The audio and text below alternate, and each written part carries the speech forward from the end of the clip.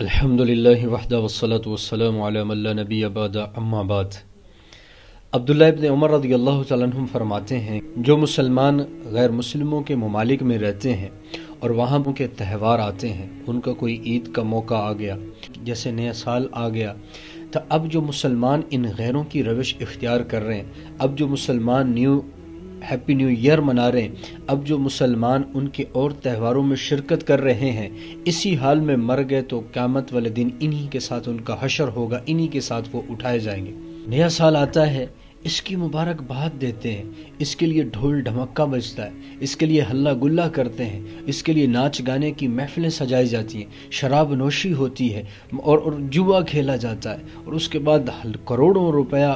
آتش بازی پر صرف کیا جاتا ہے جو کہ پیسے کا ضیاع ہے، اور پھر کتنا اس کے اندر نقصان ہوتا ہے۔ ہیپی نیو ایئر منانا، گانے بجانا، سیٹیاں بجانا، یہ سارا غیروں کا طریقہ ہے، یہ نصارہ کا طریقہ ہے۔ ہیپی نیو ایئر کا SMS کرنا یہ نصارہ کا طریقہ ہے، یہ غیر مسلموں کا طریقہ ہے۔ ایک مسلمان کو شریعت مطہرہ اس چیز کی اجازت نہیں دیتی کہ وہ غیر کے طریقے کو اپنائے اور اس ناکالی کے اندر شرکت کرے۔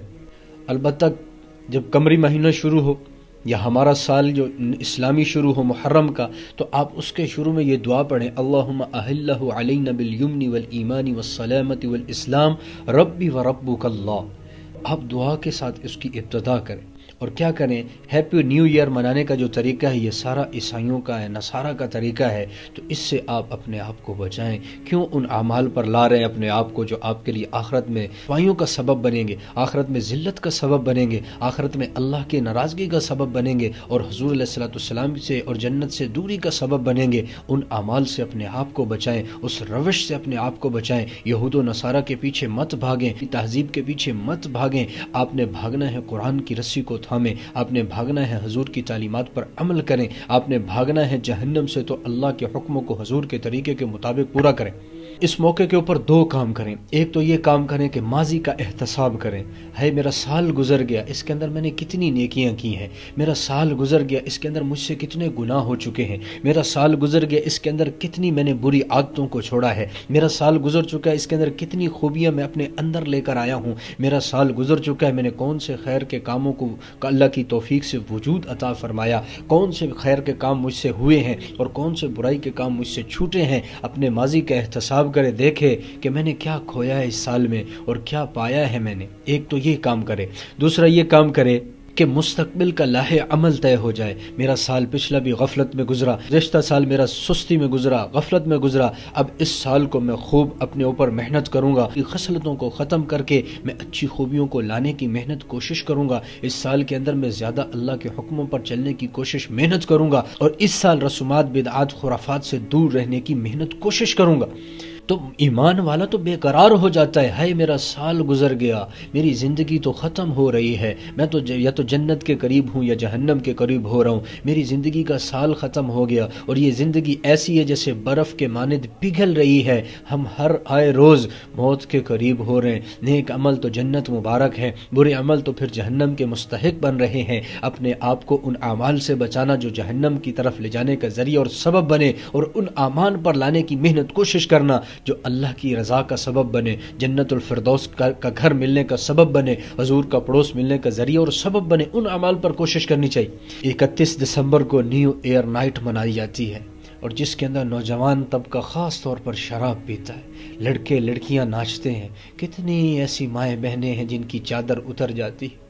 اور کتنے ایسے نوجوان ہیں یقین کرو جو اس راحت کے اندر شراب پیتے ہیں، پھر ناچتے ہیں، پھر جوا کھیلتے ہیں، پھر اس کے بعد سلنسر موٹر سائیکلوں کے نکال کر ون ویلنگ کی جاتی ہے۔ یہ سارے وہ اعمال ہیں جن سے اللہ ناراض ہوتا ہے، یہ سارے وہ اعمال ہیں جن سے حضور صلی اللہ علیہ وآلہ وسلم ناراض ہوتے ہیں۔ آتش بازی کے اوپر کروڑوں خرچ کیے جاتے ہیں، یہ پیسے کا ضیاع ہے، اور فضول خرچی کرنے والا ان المبذرین کانوا اخوان الشیاطین، یہ فضول خرچی کرنے والے شیطان کے بھائی ہیں۔ تو خوشی کے نام پر گناہوں کا بوجھ اپنے اوپر لاد رہے ہوتے ہیں، خوشی کے نام پر اللہ کو ناراض کر رہے ہوتے ہیں، خوشی کے نام پر حضور علیہ الصلوۃ والسلام کی سنت کو ذبح کر رہے ہوتے ہیں۔ آپ خوشی کے نام اپنی خوشی کو خواہش کے مطابق مت منائیں، بلکہ اپنی خوشی کو بھی حضور کے طریقے کے مطابق لائیں، اپنے غم کو بھی حضور کے طریقے کے مطابق۔ تو نیا سال منانا کیسے ہے؟ نیا سال ہر اسلامی اور عیسوی اعتبار سے جو سال کی ابتدا ہوتی ہے، عیسوی اعتبار سے سال کی ابتدا جو ہے وہ جنوری میں ہے، اور اسلامی اعتبار سے سال کی ابتدا محرم میں ہے۔